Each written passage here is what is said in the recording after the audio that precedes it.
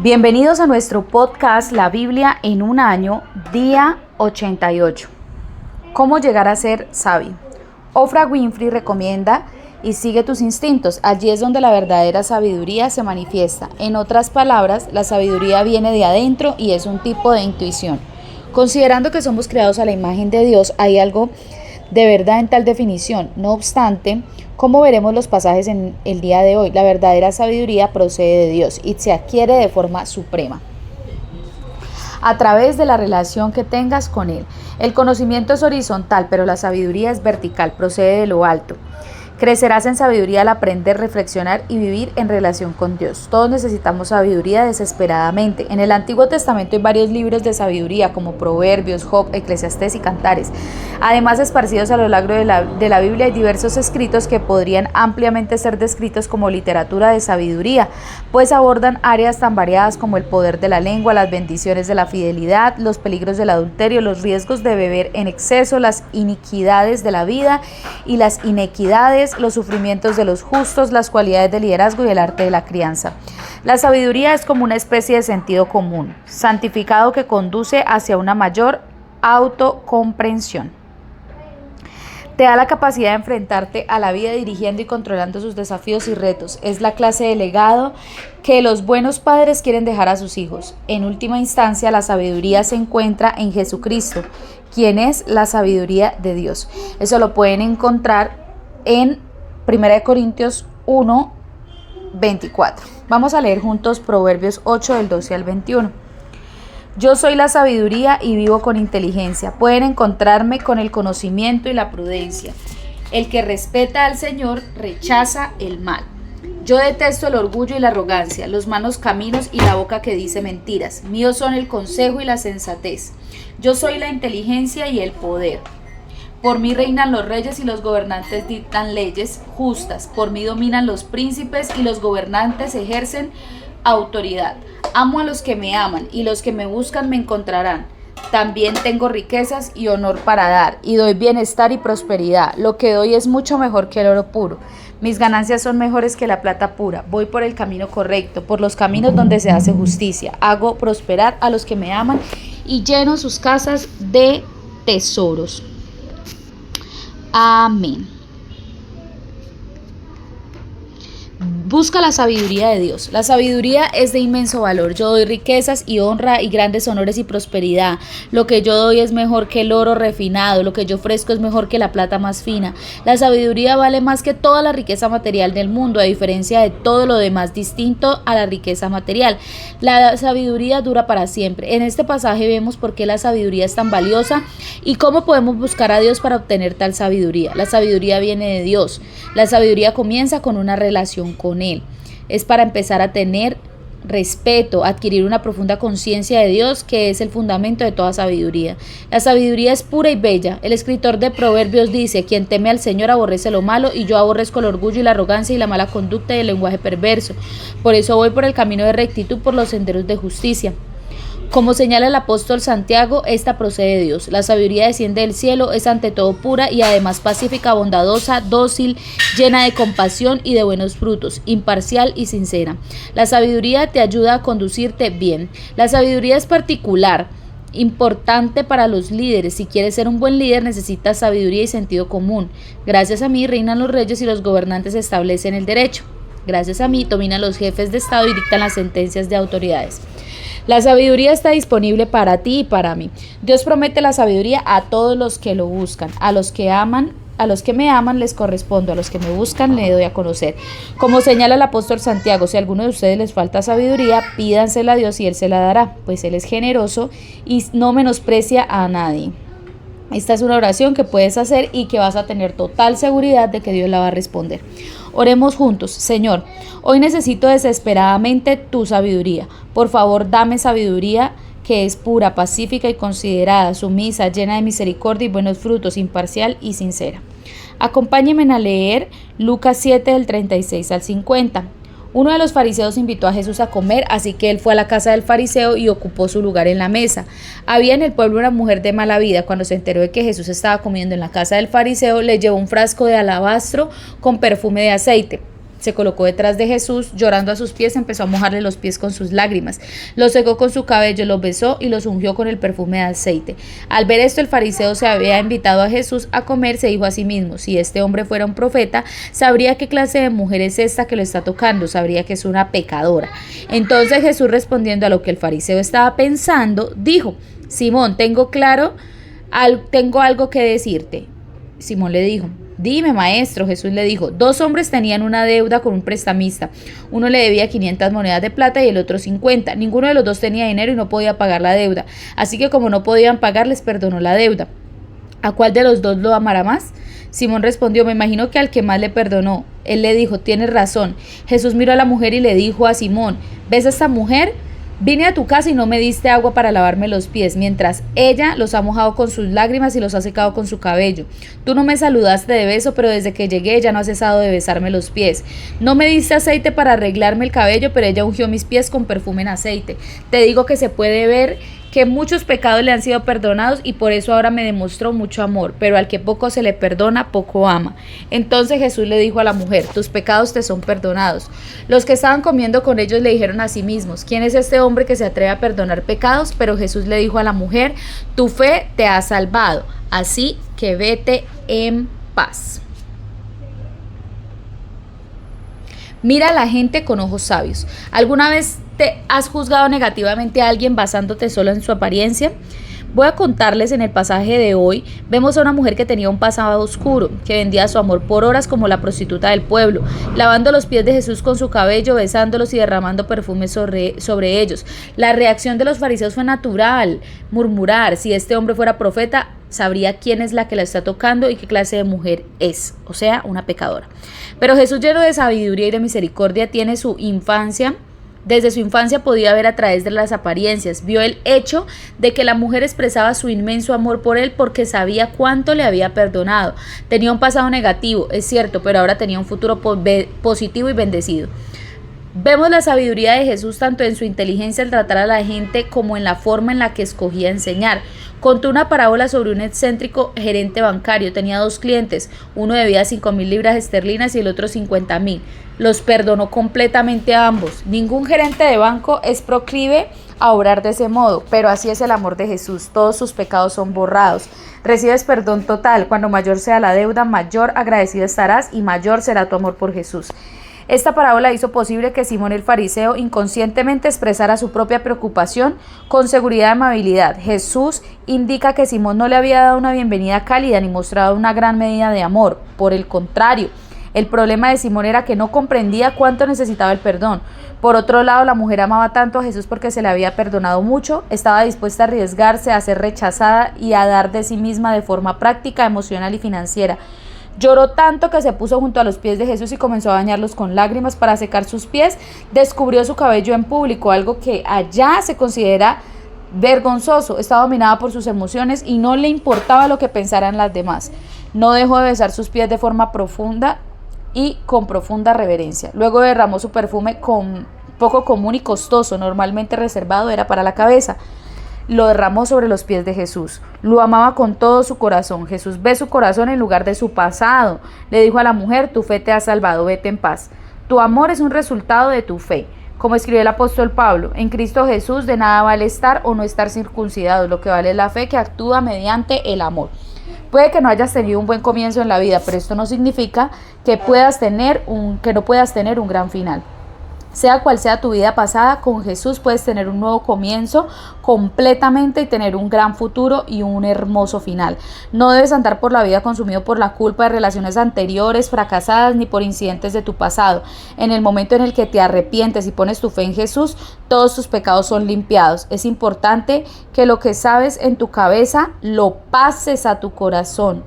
¿Sí? Suceda en su corazón. Jesús quiere que reconozcamos que somos alguien pecador, que no podemos pagar nuestras deudas con nuestro esfuerzo, con nuestras obras, pero Jesús nos perdona. No tenemos por qué andar consumidos por la culpa. Tenemos que pedirle al Espíritu Santo que nos llene de un amor desbordante por Dios y de amor por los demás. Vamos a orar juntos. Repita después de mí: Señor, dame sabiduría como Jesús para no juzgar las apariencias externas, sino para poder ver el corazón. Lléname con tu Espíritu Santo. que pueda rebosar de amor para ti y los demás. Acompáñenme, vamos a leer juntos Números 26 del 12 al 65. Los descendientes de Simeón, los grupos familiares eran estos. De Nemuel, descendiente del grupo familiar, nemuelita. De Jamín, el jaminita. De Jaquín, el jaquinita. De Zera, el zeraíta. De Saúl, el saulita. Estos eran los grupos familiares de Simeón, de los cuales tenían, de acuerdo al censo, 22.200 hombres.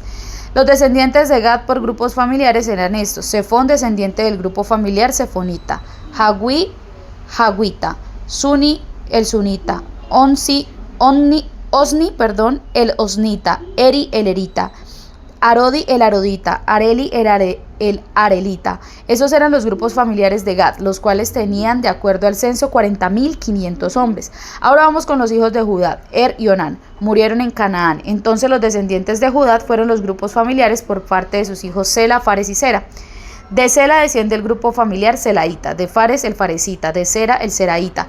Los grupos familiares descendientes de Fares fueron Hezrón, el grupo familiar hezronita, de Jamul, el jamulita. Esos eran los grupos familiares de Judá, los cuales tenían, de acuerdo al censo, 76.500 hombres. Los descendientes de Isaacar por grupos familiares eran estos: Tola, descendiente del grupo familiar tolaíta, Fuba, fubita, Yasub, yasubita, de Simrón, simronita. Esos eran los grupos familiares de Isaacar, los cuales tenían, de acuerdo al censo, 64.300 hombres. Los descendientes de Zabulón por sus grupos familiares eran estos: Sered, descendiente del grupo familiar seredita, Elón, el elonita, de Yalel, el yalelita. Esos eran grupos familiares de Zabulón, los cuales tenían, de acuerdo al censo, 60.500 hombres. Estos son los hijos de José por los grupos familiares Manasés y Efraín. Los descendientes de Manasés eran estos: Maquir, descendiente del grupo familiar Maquirita.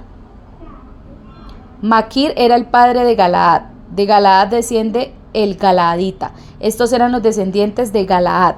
De Geser descienden los Geseritas. De Gelec el Gelequita. De Asriel el Asrielita. De Siquén el Siquenita. De Semidá el Semidaíta. De Efer el Eferita.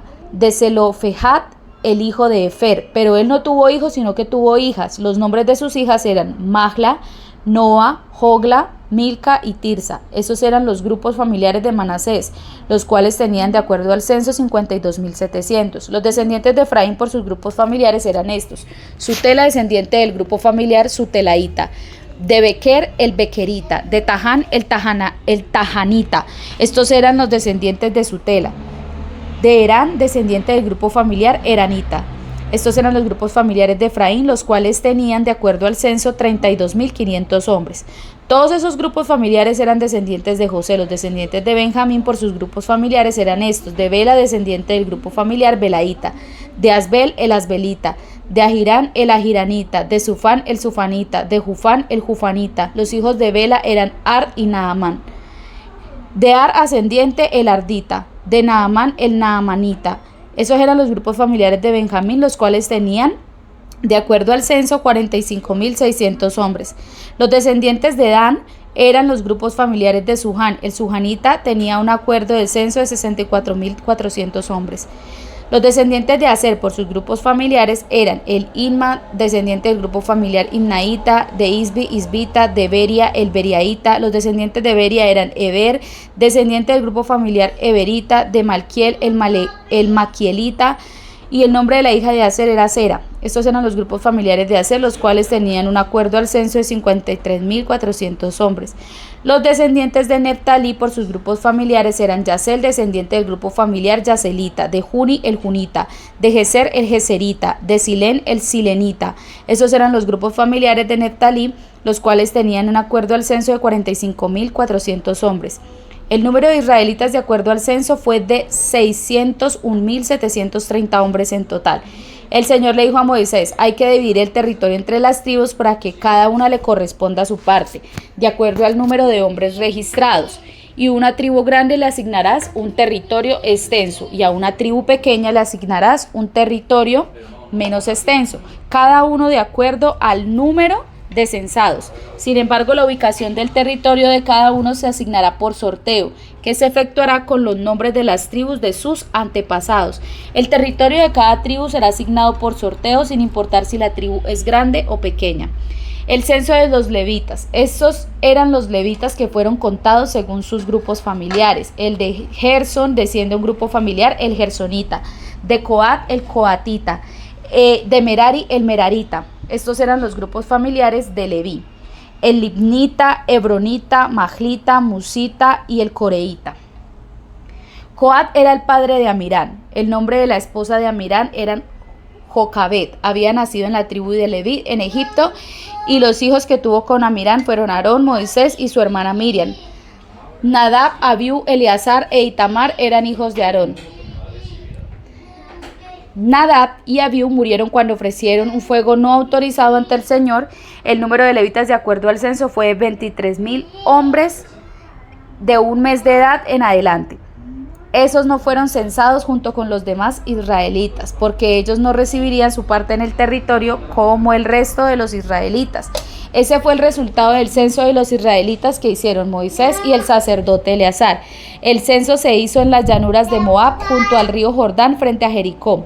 Entre esta gente no había ninguno de los que habían sido censados por Moisés y Aarón en el desierto del Sinaí, porque el Señor había dicho de ellos que iban a morir en el desierto. Ninguno de ellos sobrevivió, excepto Caleb, hijo de Jefone, y Josué, hijo de Nun, que fueron los que hablaron bien de la tierra que fluye leche y miel.